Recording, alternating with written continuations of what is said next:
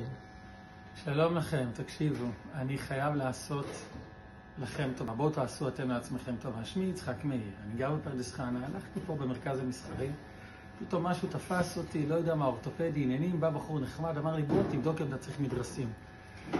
משום מה, לא יודע, אולי שמם לי באותו יום, לא יודע בדיוק מה הסיפור, התפתיתי, עשיתי דוגרי כל השבוע עד שהגיעו המדרסים, איזה חשש, מה קרה, למה עשית, מה זה טוב, מה זה יועיל לך, סתם זרקת כסף. חברים, עברה מאז שנה, אין לי מילה אחרת, זה לא איכות חיים, ההרגשה שזה לא איכות חיים, שזה חיים, ממש החיים שלי השתנו.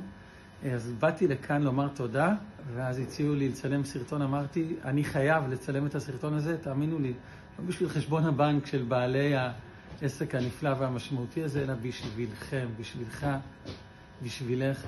תעשו לגוף שלכם טובה, חיבור לקרקע, וואו, ממש איכות חיים, ממש חיים.